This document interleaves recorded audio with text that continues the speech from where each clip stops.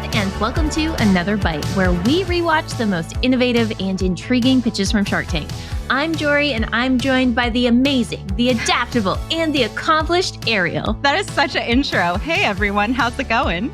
Get ready to get totally tubular with today's new skate product. That's right, today's founders are here to shred the competition with their new innovation to the world of longboarding and skateboarding. Will the Sharks give a deal to these skater boys, or will they say, see you later, boys? We'll find out after this brief sponsored break. Your sales software shouldn't be a bummer. When you step inside your CRM, you should feel equipped to do your best work. And that's the magic of HubSpot Sales Hub. The new Sales Hub is designed to help you win with an intuitive prospecting workspace and AI-powered tools that reduce your workload. Get AI-powered tools like ChatSpot that are tailor-made to be personal assistants for your CRM. Teams can take back their time and spend it on more impactful tasks like connecting with customers. Close more deals and get on track for your best Q1 yet. Learn more about HubSpot Sales Hub at hubspot.com/sales. Today in the tank, we have Vibe Ride. Now, Vibe Ride is brought to us by three founders, Charlie, Chris, and Carson. You would think they coordinated that.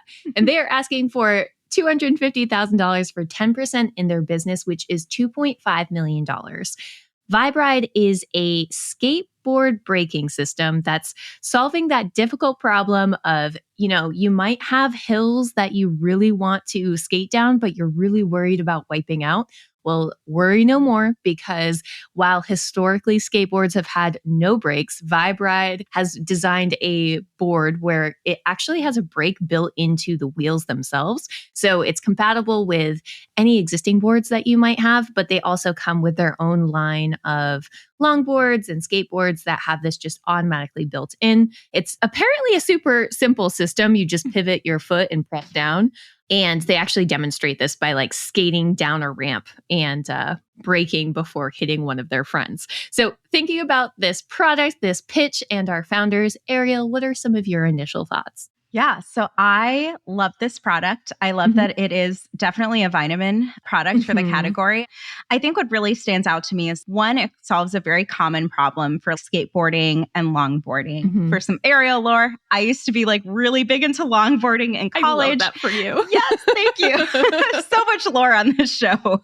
But I would look at my shoes at the end of the day, because the only way that you stop really on a longboard is that you do something that's referred to as a toe stop. Okay. So you're essentially just dragging your foot on this side to slow down momentum. So over time, you get worn out bottom of the soles of your shoes. Sure. If you're pointing your toes, it's right at the front. It gets really annoying after a while. So being able to have a solution in place that actually is easy to retrofit to an existing board that you already have, they're not creating an entirely net new category. It's something that's very easily adaptable. When you think about it, Jorie, rollerblades have brakes. Yeah. Bicycles have brakes, scooters have brakes, but for some reason, skateboards somehow slipped through the cracks.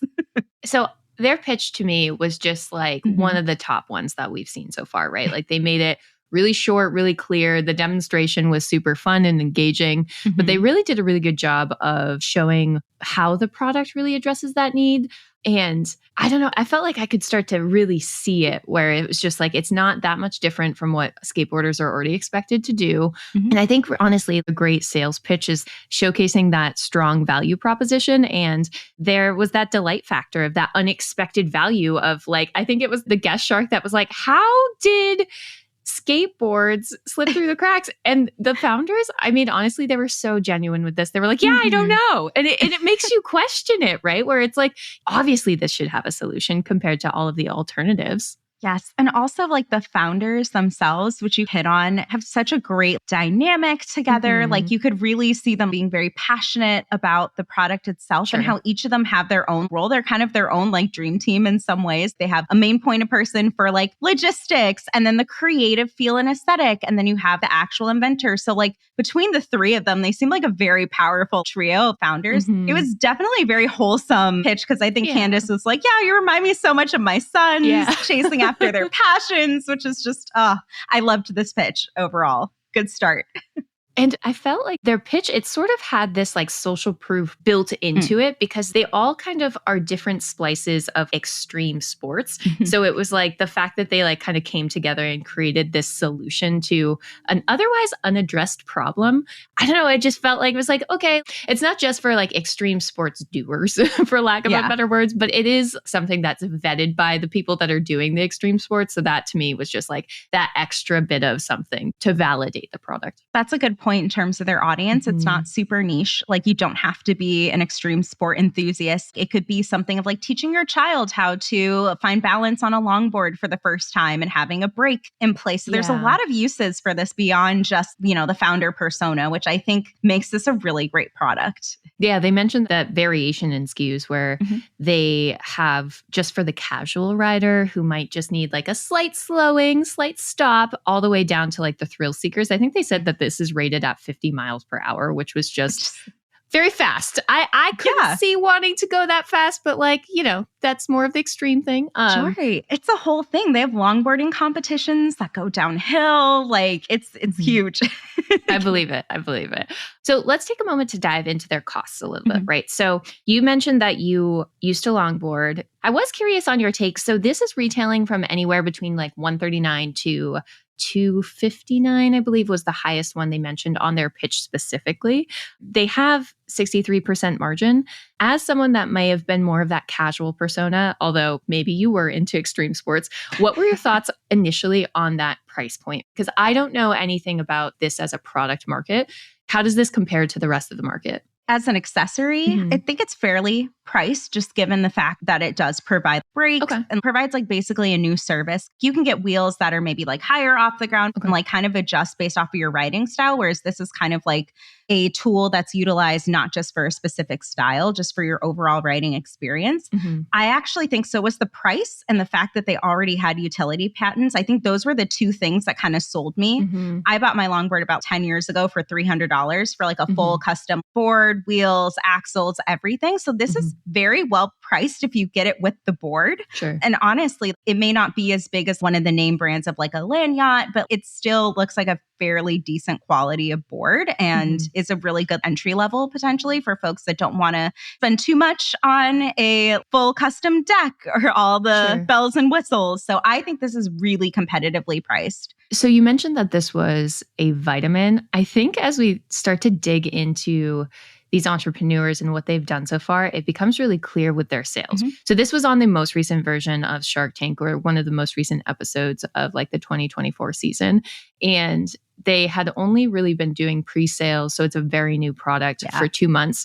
Already made, I think they mentioned it was $150,000 in pre-sales, projecting $600,000 right out the gate. Amazing. So it's very clear that like this is something that the skating community is really interested in. I thought it was also interesting. So Charlie, which seems to be like the main driving voice in this pitch, was a founder that had some entrepreneurial like back experience, had invested $1.2 million of his own money into this product. So you could say Charlie's all in. Yeah. And especially at such a young age. But I think that goes to show like that very entrepreneurial mindset, right? You take the success of like, what was it, a drone company that he started and then essentially reinvesting it back in. I just think it was so smart. Like that established for me, if I were a shark, my confidence in the founder's capabilities when he's like, yeah, I put in 1.2 million, but half of that went towards like patents and ensuring that, we could get this product, make sure it's very defensible, that there's not any competition in market, which is just such a smart move. Definitely. Speaking of like defensibility, so I know that they have all of the longboard brake patents. The founder mentions that he literally went and bought as many as he could. That he bought them all 6. Gotta catch them all. Yeah, gotta catch them all. He Pokemoned those patents. But if there were competitors to start to be like introduced to the market, how would you make this specific system defensible? Is it because they're first to the market that like that's going to be their biggest selling factor? How would you personally recommend that they build a moat around these kits? Yeah, no, I think that's a really good question. There's so much that's being underutilized. I think with the founder trio, this is just my hot take. Yeah. They're very personable guys. I would love for them to be more at the face of the brand, because when you look at their Instagram, there's a few attempts where they do this in their content of like they're highlighting the beauty of youth and friendships and going on longboarding adventures with your friends.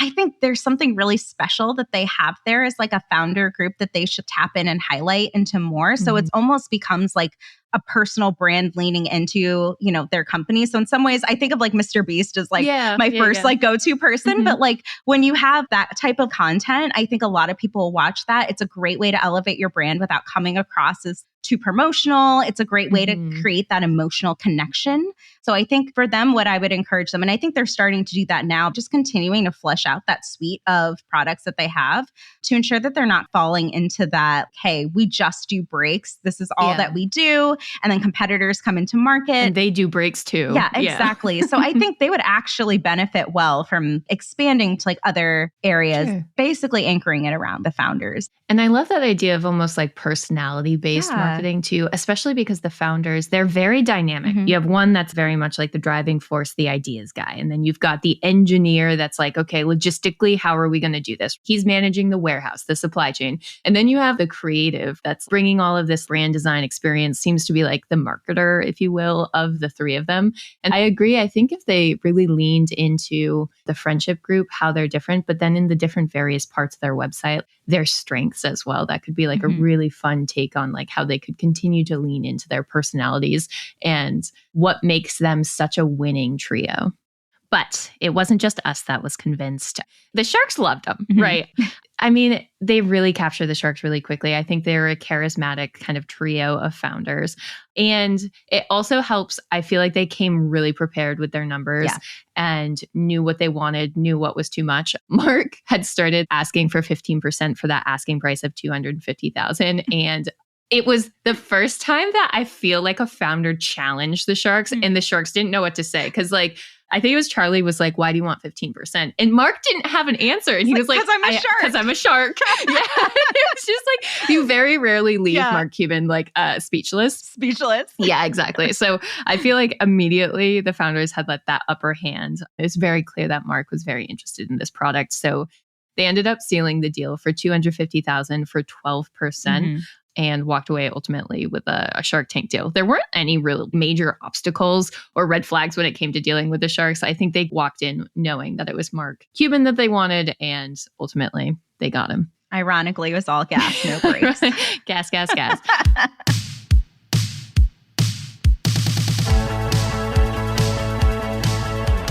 Production for today's episode was brought to you by Arie Desormeaux. Editing comes from Robert Hartwig and support from Alfred Schulz. Subscribe on Apple Podcasts, Spotify Podcasts, or wherever you subscribe to the greatest podcasts ever. That does it for me. See you next week in the tank for another bite.